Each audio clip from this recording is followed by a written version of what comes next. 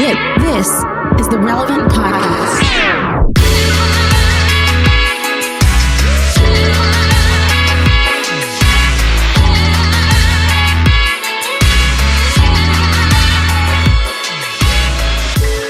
It's Tuesday, October 26, 2021, and it's the Relevant Podcast here in Orlando. I'm your host, Cameron Strang, and joining me from Loverland, Virginia, it's Jesse Gary. Hello, hello. From Nashville, Tennessee, artist, producer, mogul, Derek Miner. What up? And once again, joining us from East Texas, our associate editor, downtown, Emily Brown. Hey, Emily. Hey, y'all. Hey. You did great. How do you feel about your debut on Friday's episode? Like sitting in for the whole show. Now that it's done, I feel great. We got a lot of negative feedback about your answers to the table topic questions. You really set the internet on fire. I know. I'm such a controversial person. With your Christian Mingle hot takes. People were not. Okay. You know what? I was right. I'm right. And I am proud to say it. People don't appreciate you maligning a good boss man in Tyler Huckabee. He's a flawed individual. We all know that. But for you to just... Oh my God. I'm going to start naming some of his flaws, and you tell me when to stop, Emily. And let's just go ahead and air this thing out. I'll just be silent then. Oh, man. Hey, so but did you have to do the guest, Cameron? Well, I was going to say, we have a great show coming up. Later, Hillary McBride joins us. We talk about having a healthy and holistic view of our bodies, which is an interesting conversation. That's coming up later. Plus, we have slices. And at the end of the show, you don't want to miss it, we have a very special game called the Spooky Season Spectacular. It's a very timely game. It's Halloween week, so figured Spooky Season Spectacular coming up. I have a question for you guys that has something I've been thinking about lately, and I don't think I'm alone here. Yeah. Even prior to the pandemic, we were all, I feel like prestige TV and relatively cheap streaming services, we were all watching a lot of TV anyway, right? Mm-hmm. But during the pandemic, it was all we did. We started off with Tiger King, and 2 years later, we're still, Squid Gaming, whatever the big thing is.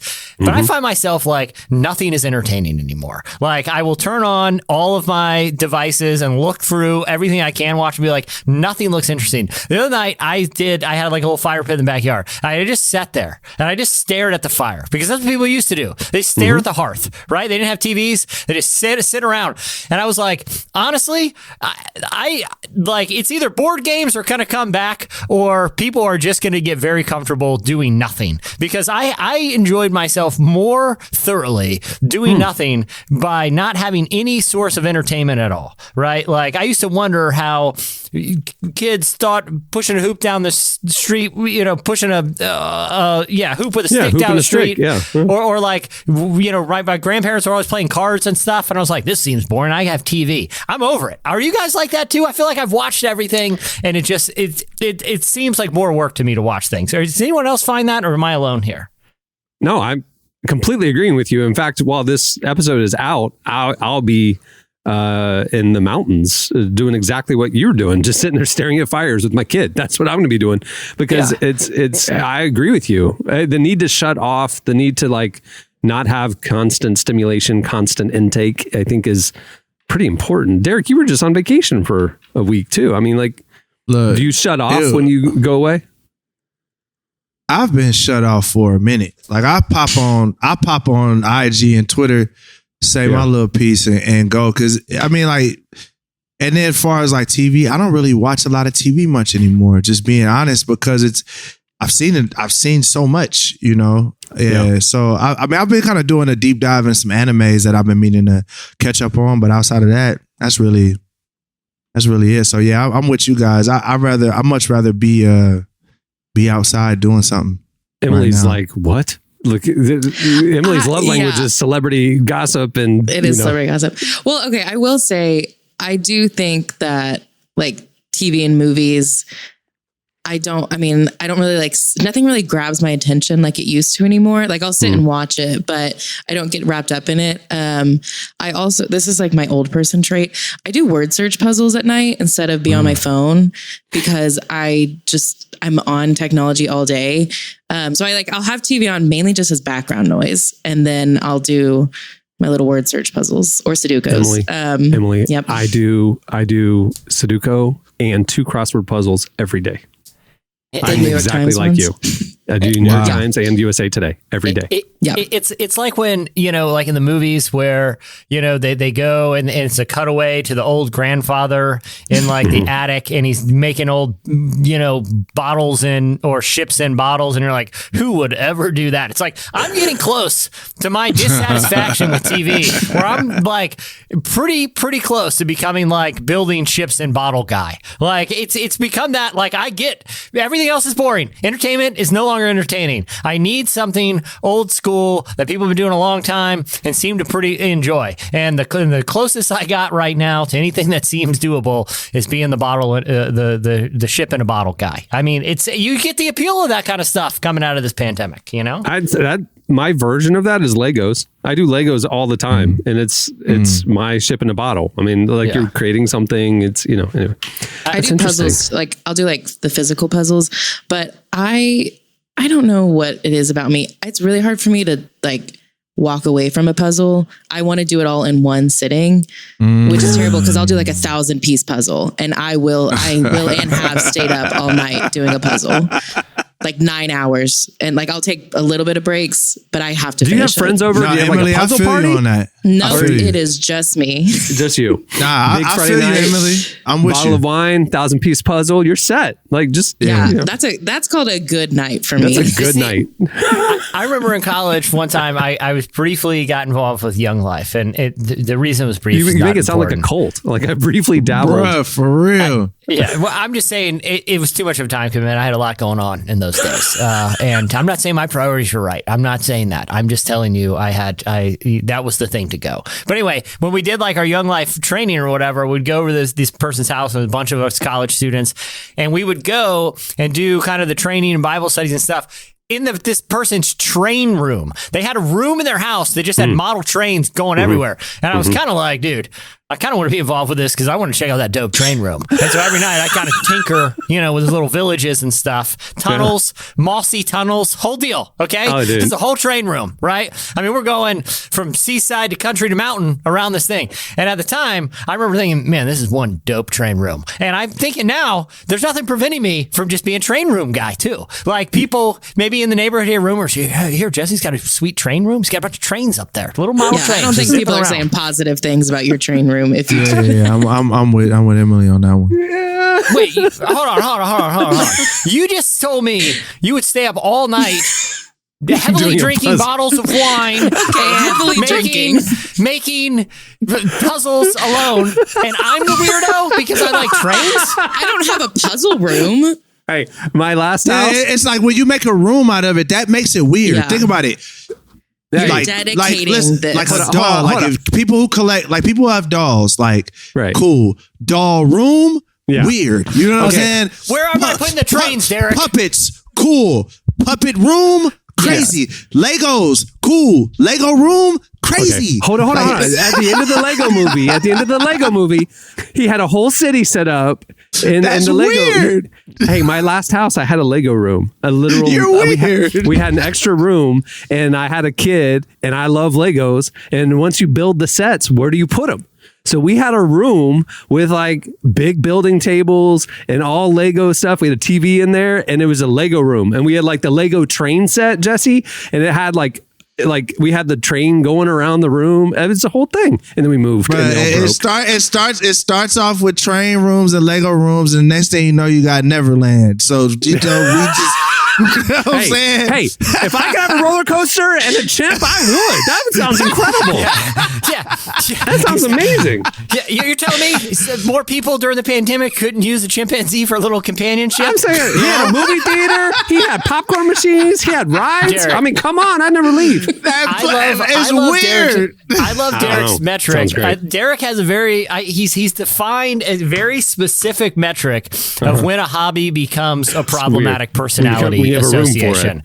He's like, yeah, exactly. When it moves to room status, it's bad news. Beanie Babies. Beanie Baby room, you're probably a serial killer. Right? You're on a watch list at that point. I bet you the Zodiac Killer had a Beanie Baby room. No lie. They found out who the Zodiac Killer is, And he had a Beanie Baby room. I'm telling you for sure. But what to you, Derek? To you, what's a workshop? Like if you have a workshop, if I like doing woodworking stuff like that, and I got a workshop, maybe it's a shed in the backyard, maybe it's part of the garage, and I go there to do my hobby. How is that different? No, that's different. How? Because first off, if you have a workshop, saws, you can use a saw for multiple different things, right? Now, if you just have Beanie Babies stacked on the wall, they're not doing anything but looking at you. It's weird. All right. Like, I mean, Derek on this. like music studio. Yes, I got keyboards, different things. I use them on a daily basis. Now, if I just had like hand sanitizer room, like that would be weird. But see, my Lego room was a room that we would go to and we would build Legos in there and play, and I'd play with my kid in there. How is that different? Bruh, because they pink, the Legos is pink, red, yellow, green. It's just weird when you just had, I don't know, man. I don't know what to tell you, bro. Like, I mean, just every time you've seen a scary movie, think about this. Every scary movie with like the crazy serial killer that nobody knows what's going on, they always have a weird room full of stuff. And you just like, yep, that's the one. That person got a cat. That's the cat lady. She got 13 cats. That's why she killing folks. Because she, you know what I'm saying? It's the difference of being like, hey, I'm really into Hollywood memorabilia, to I have a room in my house where is dedicated to my favorite celebrities and pictures of them, and I cut the eye holes out. That's when it becomes a problem. Yes. Now, I'm very tempted to call Tyler Huckabee right now because he's a comic book aficionado, and I want to know how close he is to having a comic book room. Because Derek, if he's just a comic book nerd, which I think is a label that he would self-diagnose as, right? It's a problem if he has a comic book room. Would that be correct? Listen, if he pushes a button That's in his room library. and a door opens and there's like a trap door somewhere in that mug with like, okay, here's a really special comics. Is he weird? You know what I'm saying? Like, you know, if you just got comics on the shelf, I get it. People have records on the shelf. It's different because it's like, you know, you read you read comics. But it's like when you start having rooms, and then what makes it like you're definitely a serial killer if you have a trap door somewhere with more stuff in it. So just let you know, I have this down to a science. It's down to a science. Mm-hmm. All right. Well, moving the show along. I feel very. Cameron's nervous. Cameron feels attacked because he has a basketball room and a Lego room. I do. Feel very attacked. And I would love to have rides in my backyard. I have looked at buying those blob things that you can put in a lake where you jump onto them and shoot people off. And that's the beginning. I want a zip line that goes from the house to the water. I want to build Neverland. I stayed the night at Cameron's room, at Cameron's house, and he does have a memorabilia room. And it's when I saw the memorabilia room that I made sure I locked my door every night. And here's why I don't trust Cameron with zip lines and rides in his backyard. It's not acquiring them or making a really cool design. It's the maintenance I'd be concerned about, because I think he would get bored after them. I get bored after amusement park ride after like a day. I'm like, no, I'm good. We can just go home. Yeah. You know, Cameron would get bored. This is a man who just recently realized his boat's been sank for like 2 months. Okay. I do not trust him. All that has to do is float. I mean, you just put it out there and put a rope on it. That's the entirety of the maintenance. And somehow it sank. You're right, though. I said that was part of the pitch. Why that was the pitch for Cameron. Was like, yo, you bring your boys down here. We'll go on the boat, man. We'll go get dinner and all that stuff. And I get there. He's like, my boat sank. I'm like, well, what happened? Did it get hit by a cannon or something? Like what happened? You know what I mean? The pirates hit it? Like, no, it just filled up with water, and I just watched it sink. I was just like, I didn't have a category for it. Jesse knows me very well. This is not a man who knows how to care for a chimpanzee long term. Is all we're saying. An inanimate boat is not safe. A chimpanzee is That's my Enneagram 7 side. Is I will get really into an idea. I will do the thing, and then I will lose interest and move on to the next idea. I do not maintain things well. That's true. That is very true. So that's why I'm scared to get on that diving board, bro. Yep. Just being honest, this man done Jimmy rigged the diving board. I did.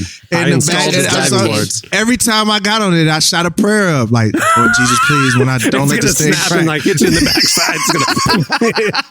No, I did install that diving board myself. That is true. And the thing is, like, the people who get super into like owning like a python and buy the terrarium, they're like, "Oh, this is crazy. I'm just gonna let it go in the Everglades, no sweat." Cameron's gonna be like that, but with a full-grown chimpanzee in a diaper in suburban Orlando. Like, I'm bored. Hey, see you, checkers. Just run away. Florida man lets chimpanzee run loose. Yeah. See you, Mr. Bananas. Bye. Mr. Bananas. All right, we'll move the show along. Stay tuned. Up next, it Slices.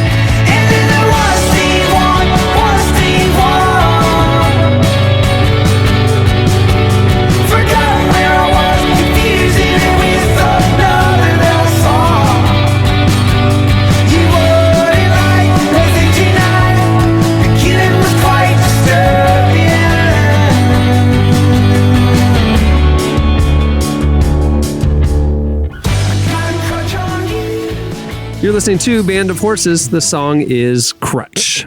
Okay, it's time for Slices. What do you have, Jesse? And stop attacking me. I'm trying to prevent a savage chimpanzee attack in downtown Orlando from this monkey wandering the streets that is no longer cared for.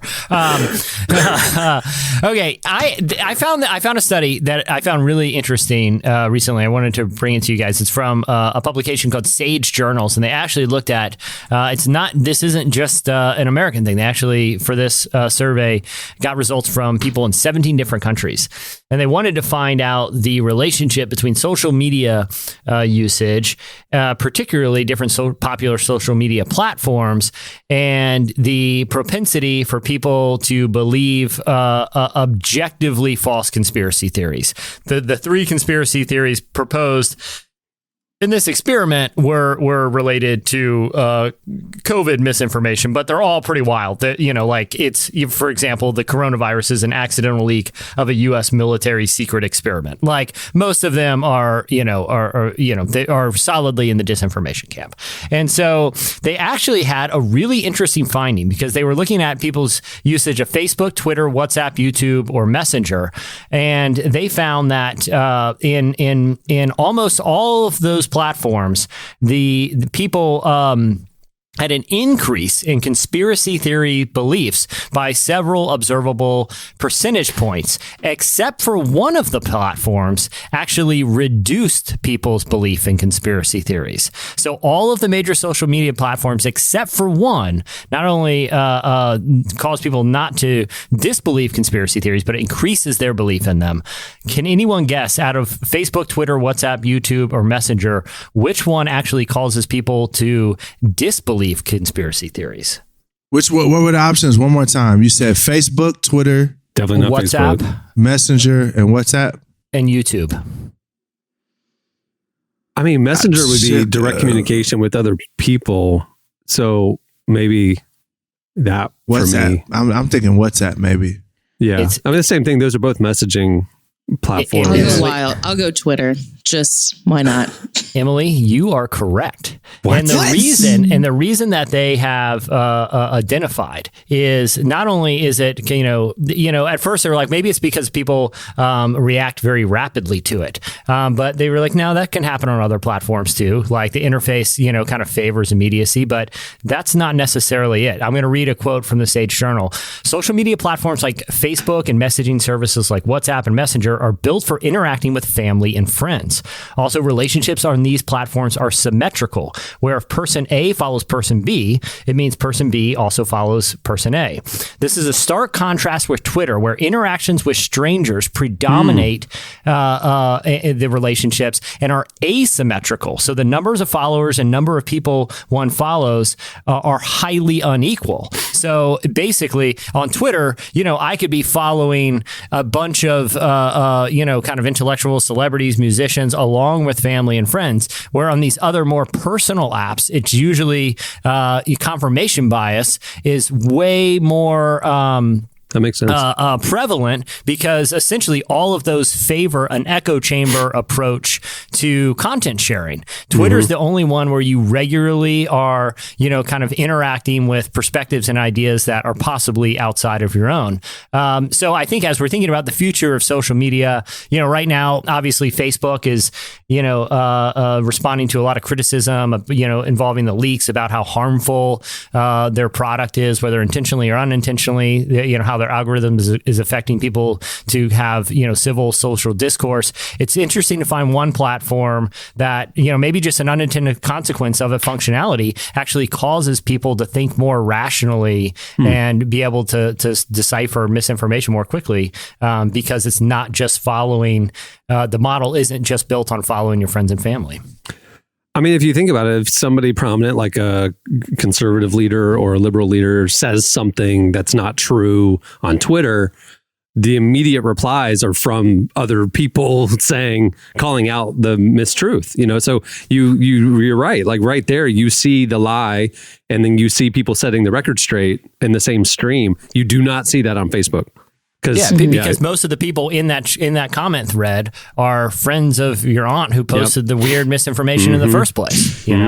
Interesting. Yeah. All right, what do you have, Emily? I want to talk about how some supposed brilliant person decided to give guns to robot dogs. Oh my gosh, this is terrifying. Man. Yeah, so there's what is it called? Ghost Robotics. They have these robot dogs. We say the Boston Robotics dogs that are artificial intelligence. They walk around on their own. They can figure out how to open door handles and stuff. We've all seen them. They look terrifying. Yeah. Mm-hmm. Yeah. So some genius decided to give an unmanned rifle to these dogs and said, yeah, let's just give robots dogs. So apparently they've never seen a single sci-fi movie. So they don't know the dangers of this, or they just don't have any rational thought whatsoever. The picture of this is crazy because they strap these assault rifles on the backs of the dogs, and the robot dogs, like artificial intelligence, now are armed to kill. And these are like the robot dogs. They can like open doors and get in places and stuff. They're very smart. They didn't need guns. They didn't need to be built in the first place. I'll say that, but they don't need guns. Well, the reason why they did it, I read this article, is for military purposes, that this could actually save soldiers' lives because these robot dogs with the guns can replace soldiers in the field. So there's an army of thousands of Terminator dogs of artificial intelligence, but what happens when they turn on their creators? I've seen that movie. It doesn't end well. I mean, there's literally an episode of Black Mirror called Heavy Metal that involves, it is a long chase scene between a group of unfortunate humans and one of these, robotic weaponized dogs. But I think part of the reason why it seems so visceral is because it's a four-legged robot with a machine gun on its back, but the actual artificial technology that we've weaponized at this point, to me, is far scarier. It might be, seeing a drone that looks like, a styrofoam hang glider doesn't cause this visceral reaction, even though that could literally kill anyone on the face of the earth at will. I thought the drones were remote controlled. They're AI? I think some are. Yeah, they have. I mean, a lot of them are just flying around in certain patterns looking for visual indicators, and then a pilot will come back under the control. But I mean, there was an Iranian nuclear scientist. You guys can look the story up from, I think it happened about a year ago. And, it was, I believe, Mossad operation to, assassinate this nuclear scientist. I can't remember the exact circumstances, but all that to say, the scientist was killed by an unmanned vehicle on the highway that had guns pop out of it and assassinate him. Nope. But it wasn't an AI vehicle, was it? No, it was controlled. It was remote controlled, wasn't it? I'd have to. I want to say there was some manner of AI functionality at play there, but either way, even if something is controlled, if AI technology exists, applying it to devices that already are functional is just one step that really literally Terminator. You don't need guns. No, AI does not need guns. Yeah. That's But the bottom again, line. the rationale, the military community is saying this is a breakthrough because it'll save soldiers' lives, and it's just like, yeah, until the uprising, you know. But I mean, it No, is. Or sir. someone Sirski. can hack into it. Like, Right. what's keeping that from happening? I Right. mean, my cousin was an EOD officer in the Army, and that's like Hurt Locker. I don't know if you guys remember Hurt Locker. It's they dispose of explosives out on the battlefield, landmines, bombs, IEDs, things like that. And robotics, I guess in this case, they're not necessarily AI, but they are weaponized robots, are able to safely, disarm a lot of very dangerous things that are out there. But, so there is some moral complexity there. Like, I think, like I said, it's sort of the visceral visual that I think causes a lot of reaction. But there is, to Cameron, your point, some kind of moral tension that I think is worth wrestling with, Yeah, scary. All right, what do you have, Derek? Yeah, so a lady on TikTok requested her data from Amazon, and she got like 3,000. What does it say? Like 3,000 different files of all the stuff that Amazon had. A lot of them were voice files. So and now, like from the Alexa? Yeah. So she has 3 speakers and like Echo Dots. Dots around the home.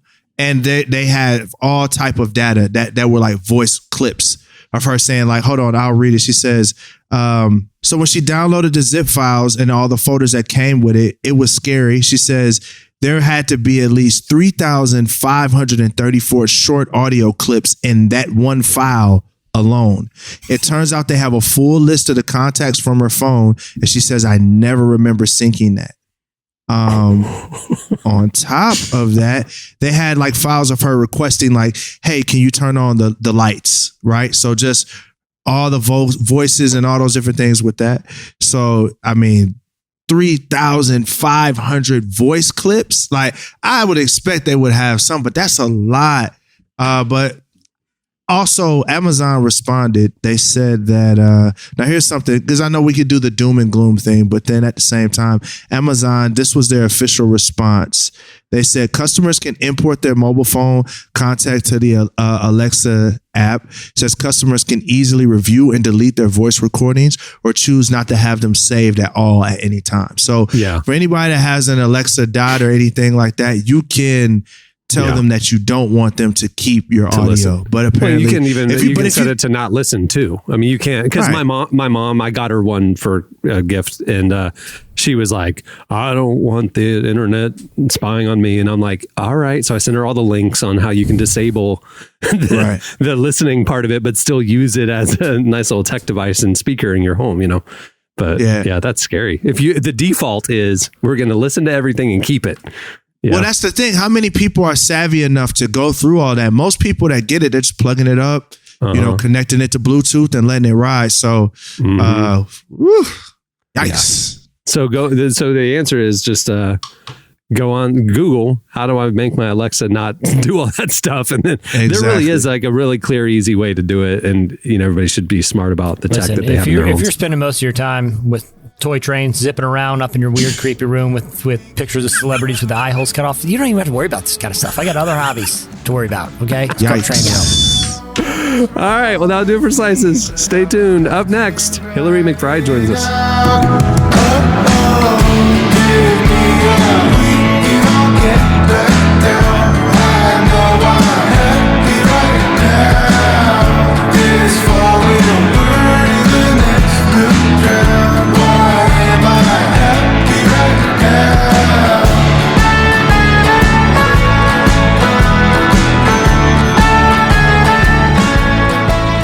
You're listening to Ethan Tosh. The song is Happy Right Now. Speaking of happy right now, today's episode is also brought to you by BetterHelp. Is something preventing you from being happy or achieving your goals or keeping you from experiencing peace? With the heaviness of all that's happening in our world, it can be difficult to find purpose and joy sometimes, and that's why there's BetterHelp. BetterHelp will assess your needs and match you with your very own licensed professional therapist. You connect in a safe and private online environment. You can start communicating in under 24 hours, and you'll get timely and thoughtful responses. Plus, you can schedule a weekly video or phone session. And of course, you can message your counselor anytime. But to top it all off, BetterHelp is more affordable than traditional offline counseling, and financial aid is available. We want you to start living a happier life today. That's why, as a Relevant podcast listener, you'll get 10% off your first month by visiting betterhelp.com/relevant. Join over 1 million people taking charge of their mental health. Again, that's BetterHelp, HELP.com/relevant. Well, our guest today is Dr. Hillary McBride. She's a therapist, researcher, and author who specializes in trauma areas and body images. She's the host of the podcast Other People's Problems, where she uses real people and real problems to demystify mental health. She recently published her book, The Wisdom of the Body, which explores the broken and unhealthy ideas we tend to have about our bodies. Hillary spoke with her very own downtown Emily Brown about how we can have a better view of ourselves and our body with a holistic mindset. Here's our conversation with Dr. Hillary McBride.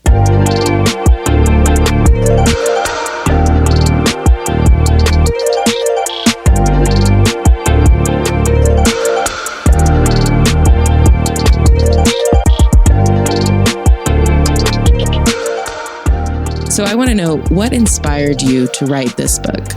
I think a few things.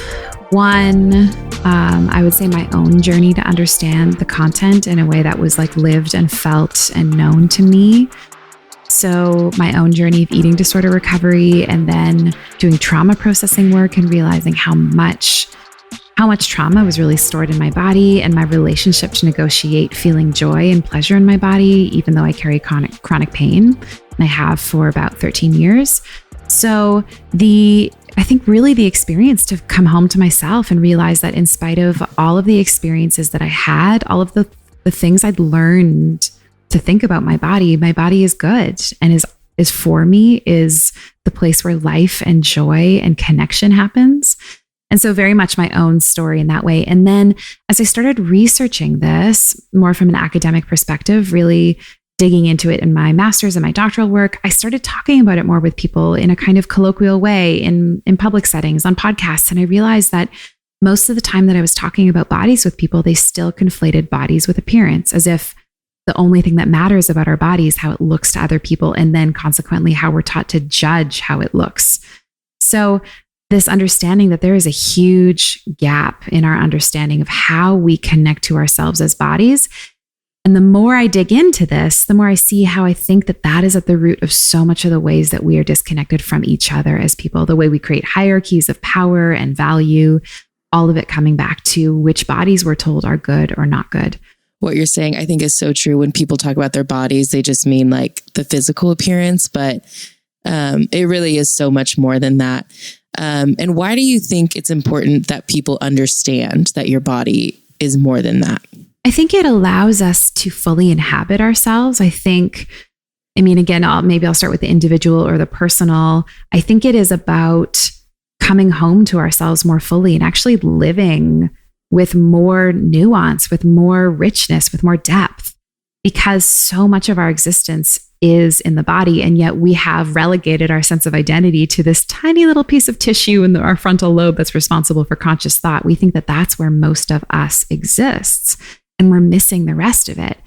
But then I think the secondary piece of that is I think we need to undo systems that have disconnected us from our body. And the only way to do that is to come into ourselves more fully. So I think depending on where you are in the book, you might have gotten here or not. I try to be pretty on the nose about it, that I think that embodiment is a way that we undo some of the damage of patriarchal culture, of colonization, of fat phobia, of white supremacy. I think embodiment, among so many other things, sexism, I think that embodiment is part of how we create a more just and loving world. I like the definition that really comes from the academic sphere, Merleau-Ponty and Neva Paran. Their work has really influenced me in my understanding of this, so I'll borrow from their definition heavily. But that says that our embodiment is the lived and felt experience of being a body, not just having a body, but being a body, and then how that experience is shaped by our engagement with the social world around us.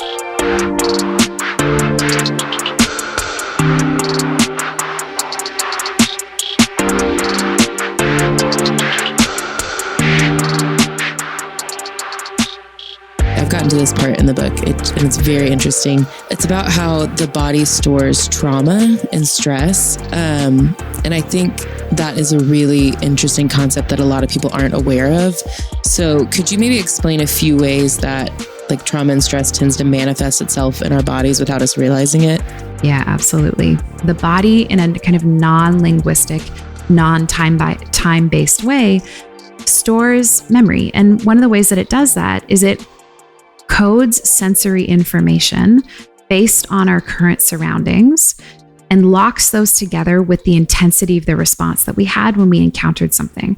So to really like make this tangible, an example might be we smell something and then we have a scary experience. And because those things are linked together, next time we smell that thing, our body's going to cue up all of the intensity we need to get out of there so that if we're in danger, like we were the time before, we don't get hurt because we didn't see it coming.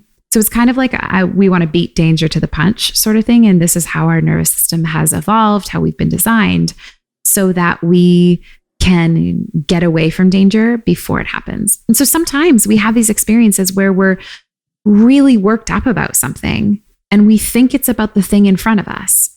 And most of the time, it's not about the thing in front of us. It's about what the thing in front of us reminds us of, and doesn't remind us in a kind of a linear cognitive way, but reminds us in a felt, experiential, unconscious kind of way. I kind of want to switch gears a little bit because there's another part of your book that I really want to talk to you about. It's the chapter on the spirit side of the body. And particularly, you have this one idea that I have been thinking about ever since I read it. It's the idea that, you know, like in the church, we are taught that the flesh is the enemy of the spirit. And you talk about how hearing that message can make us have like this negative view of our bodies. Mm-hmm. And I just think you're so spot on. I think that is definitely something that we hear this mixed message in church. So how can Christians or the church at large just change our language to make sure we're not spreading these negative body ideas? Oh my goodness. Well, I think you hit right at the heart of it. So much of the way that we have constructed this mind-body dualism in the church has been a really significant negative influence on culture at large. I mean, most of our cultures, whether we like to believe it or not now, were influenced deeply by theological ideas and interpretation of scripture, and the way that that was deeply wrapped up in colonization and white supremacy and all of the other narratives that go along with that. So I think one of the changes that we can do is start to develop a more critical hermeneutic of scripture.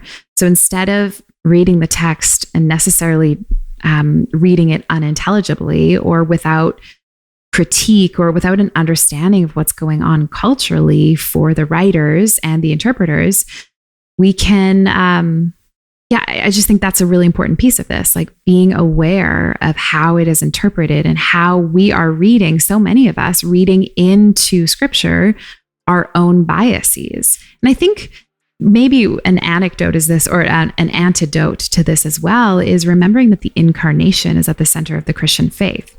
There is no way for us to see that bodies are bad while also seeing that the whole premise of this faith rests on God taking on flesh, God becoming enfleshed in a body. And so these ideas are fundamentally incompatible, that the body is bad, but the spirit is good. But then Jesus, who is without sin, is in a body. That doesn't necessarily mean that the body is inherently sinful or bad then. That means that maybe we're misunderstanding, or maybe there's something more complex going on here in those ideas that are being fleshed out in scripture.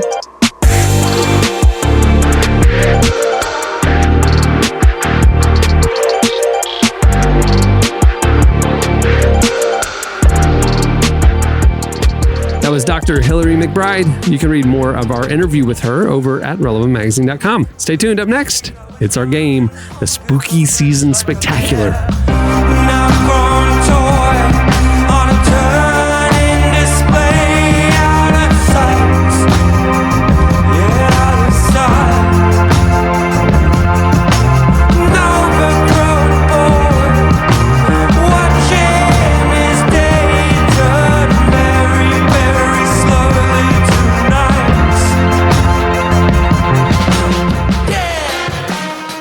You're listening to Pond. The song is Take Me Avalon, I'm Young. Okay, it's time for Spooky season, spectacular. It's Halloween this week, and as good Christians, we've been celebrating it all month long on this show, apparently. A lot of Halloween content. The other day I was talking to Tyler. It's like, we don't do this much Christmas content. like in December. Why are we talking about Halloween so much? Anyway, here's the game that he wrote. This is a Tyler Huckabee original. As Americans, we suffer a near constant crisis of identity. The pools of consumerism and tribalism have rendered us so unconvinced of our own inherent worth beyond what we own, what our job is, or who approves of us, that many of us have truly no idea who we really are. Instead, we try on prepackaged identities manufactured for us by our capitalist overlords. This sounds like a really fun game. Tyler's going through something. Yeah, this is about to get real. Yeah, I was gonna say, this is like early Halloween, draft of Monopoly. Yeah. Halloween becomes a rare opportunity to think outside this existential crisis by becoming someone else altogether. Whether you're a little girl dressing up as a black cat or a grown man as Don Draper, Halloween is a time for us to say something about ourselves by who we're choosing to become for one night. Taking on someone else's identity as a way of commenting on our own real one. In fact, Halloween may be the one night of the year in which America shows its true face by wearing a mask. In this game, each of you will be given a year and several popular Halloween costumes. You must guess which costume was the most popular pop culture costume that year. If you guess correctly, you will be crowned the mayor of Halloween Town. If you lose, you will plunge our nation further into its crisis of identity. Please note, this list omits generic popular costumes like Frankenstein and witches, focuses only on pop culture specific costumes, and includes all age groups. Do you guys get it? So I'm going to say a year, and I'm going to give you 4 choices, and you tell me the most popular costume that year, okay? Emily, you're first up. The year is 1990. Which predates your birth by 5 years, I believe? I was -5, yep. Yep. Okay. So 1990 was the most popular costume Ariel from The Little Mermaid, Edward Scissorhands, the Teenage Mutant Ninja Turtles, or Kurt Cobain. 1990. Don't think it's the first two. I'll go with Teenage Mutant Ninja Turtles. That is correct. Nice. Correct. Good job. Easy. Beautiful. All right, Derek, the year is 1992. Was the most popular costume in 1992 Crisscross, Catwoman, Princess Jasmine, or Bill Clinton? What? 92. Most popular Halloween costume in 1992. Was it Crisscross, the hip hop group? Right, I know. Catwoman. What? If Princess Jasmine. Well, you can't see that it's the K spelling of crisscross. I didn't know. Okay, Crisscross, Catwoman, Princess Jasmine, or Bill Clinton. Most popular in 92. I'm going with Billy. The correct answer is Catwoman. Oh, okay. All right, Jesse, 96. 1996 was the most popular The Nutty Professor, Spice Girls, Ghostface from Scream, or Ethan Hunt from Mission Impossible. I'm going to go. I feel like it's got to be Ghostface. Yep, from Scream. That's correct. Yep. Good job. All right, second round. Here we go. Emily, you're up. 1998. You were 3.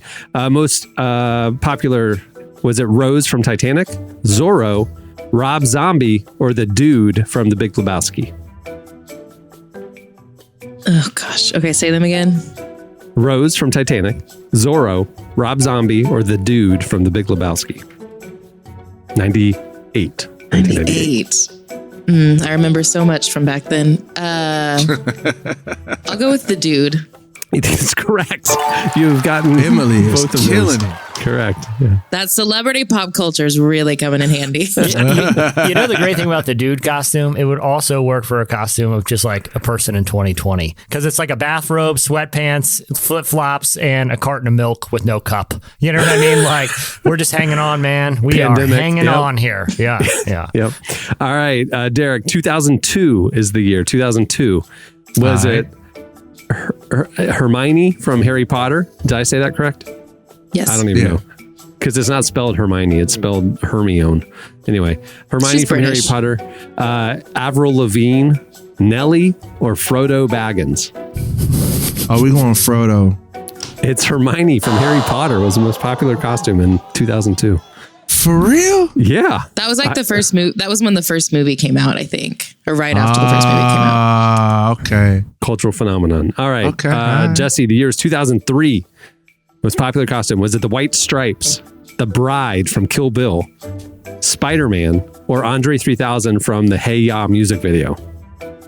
2003. I think it's between Uma Thurman and Kill Bill and Spider-Man. I'm going to go Spider-Man. Spider-Man is correct. That is correct. Yeah. Next round. Okay, it's Emily 2, Jesse 2, Derek 0. Here we go. 2004. Emily, you might actually remember 2004. Was it the pink polo era Kanye West? Was it Steve Zissou from The Life Aquatic? Was it MF Doom or Jack Sparrow?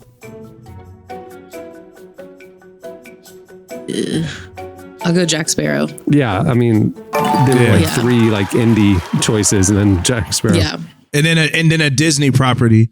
Yeah. Two quick observations about MF Doom. It's, to my recollection of his mask, it's like the opposite of a COVID mask. It literally covers every part of the face except for nostrils and mouth. Except for his mouth. Yeah, exactly.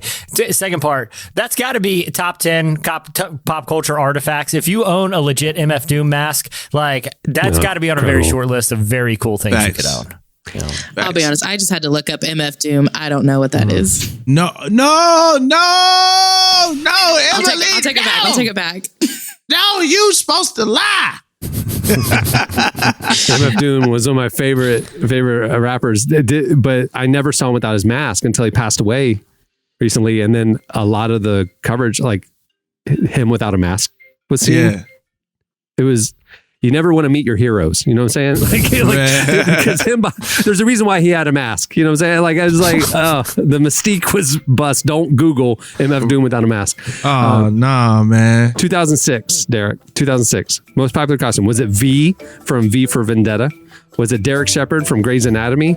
Was it James Bond or Amy Winehouse? I'm going with V. V, that's right. That's right. Yeah, definitely V. The Guy Fawkes mask. There you go. All right, Jesse, 2007.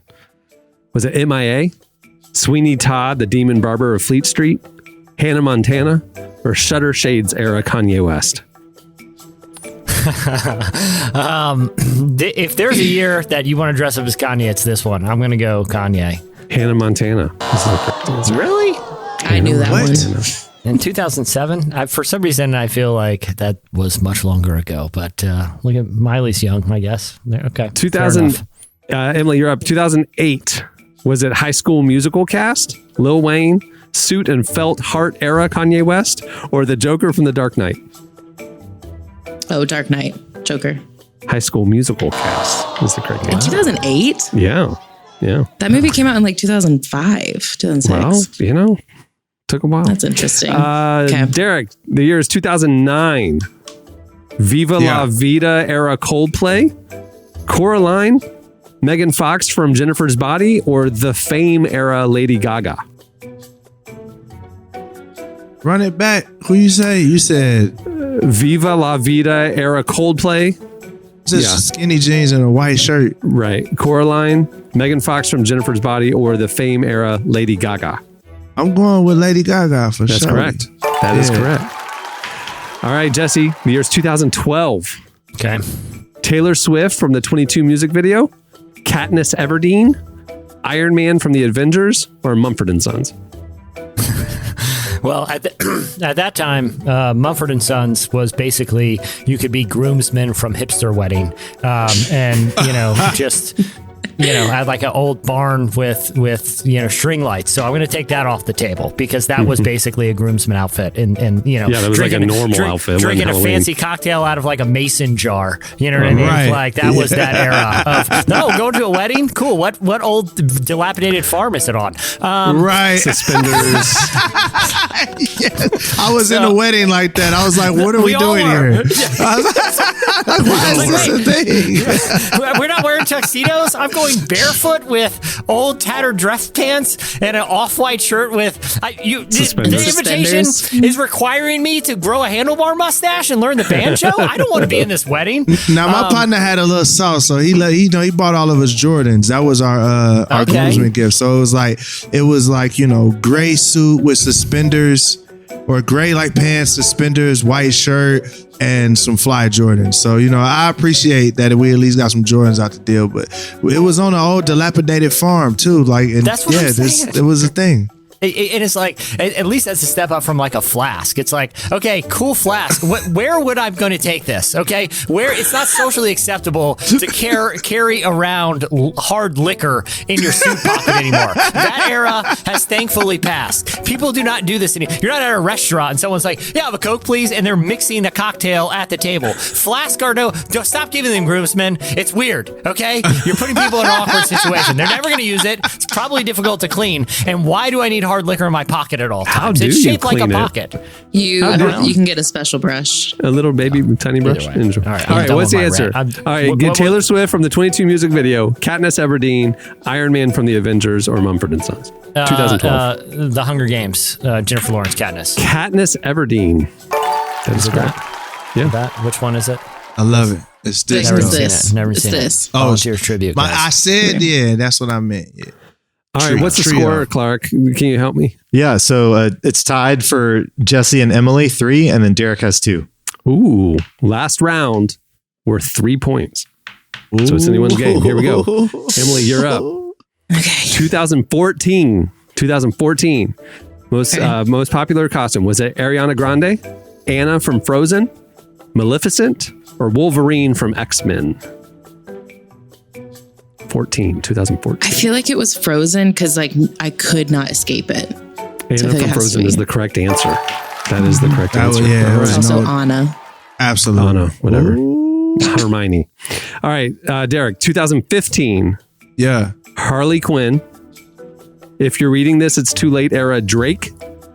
25 era Adele, or Donald Trump. 2015. 2015. Harley Quinn, solid Drake, choices. Harley Quinn, Drake, Adele, Trump. I'm going with Trump. Harley Quinn. My brother went as Harley Quinn that year. What? That one. All right. Your brother did? Yeah, and his wife went as the Joker.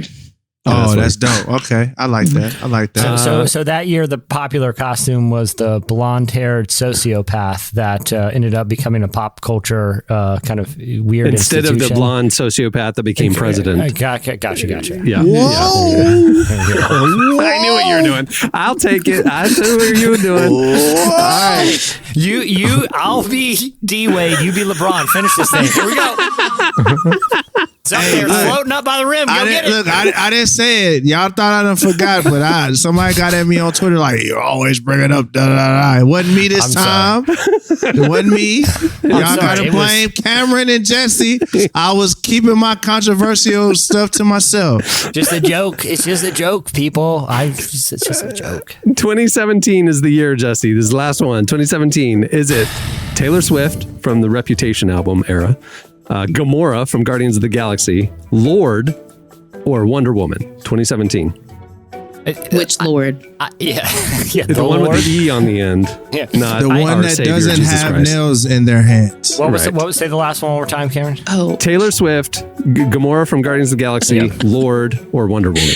Okay, I appreciate Tyler trying to put pop stars on here. I don't think Halloween shoppers are all that, considerate of which album release an artist is promoting at Halloween time when considering their costumes. I wish we were at that place, but I'm gonna go with Wonder Woman here. Wonder Woman is correct. You tied with Emily. You guys are both the mayors of Halloween Town. Yeah, there you go. Congratulations, you guys. So, Emily, do you want to be the rise of Mark Driscoll or the fall? I'm kind of hoping to be the fall. I want to be the toxic masculinity one. That feels like a fun role to play. Yeah, it's technically both, but it's true. More of the rise. So you take that one. It's not me, y'all. I didn't do it. You gotta walk around. It ain't me. Punching people. I know y'all like to blame it on the black dude, but it wasn't me. You said the rise one is you walk around and punch people in the face. Well, Oh, that's the one I want. That's what I want. This. Honestly, the costumes are pretty much the same, except in the beginning he used to cuss sometimes. So you can cuss, Emily. I can't. That's the ride. That's how we know which one's the ride. Got it. Got it. Okay. And then I can just say like, sorry guys, it's not me. I'm playing a character. Yeah. Yep. Listen. Yeah. All right. Well, that'll do it for Spooky season, spectacular. Well, before we wrap up, I want to thank Dr. Hillary McBride for joining us today. Make sure to check out her new book, The Wisdom of the Body. It's available now.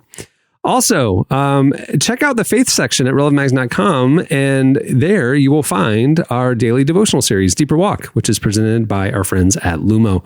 There's a morning devotional every weekday, and you can also sign up for the Deeper Walk newsletter to get it delivered to your inbox. Also, check out the fall issue of Relevant. It's available at the site as well. Just click on the magazine tab, and it's an amazing collection of features featuring Jessica Chastain, Jennifer Hudson. The list goes on and on. It's an amazing group of content, and it's available ad-free and for free thanks to our presenting sponsor, UHSM. Go check it out. Also, make sure to follow Relevant on the socials. We're on Facebook, Twitter, and Instagram all day, every day, pumping out new content. It's a great way to keep in touch with everything that's going on. And you definitely don't want to miss what's happening over at Instagram. The team is doing amazing stuff over there. It's a great follow. On that note, we'll wrap it up. I'm Cameron Strang. I'm Jesse Carey. I'm Emily Brown.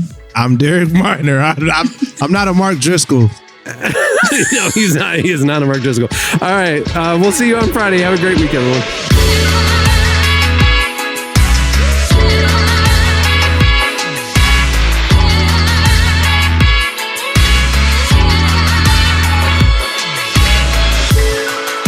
Thanks for listening to the Relevant Podcast. Check out our features, interviews, and news updates every day at relevantmagazine.com. And make sure to follow Relevant on Facebook, Twitter, and Instagram for the latest. For more great podcasts, browse the shows on the Relevant Podcast Network, which you can find at our site. And while you're there, don't miss the all-new era of Relevant Magazine. A new issue releases every other month at relevantmagazine.com.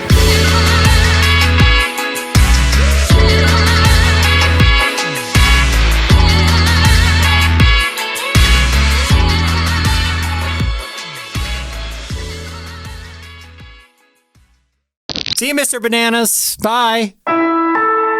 Relevant Podcast Network.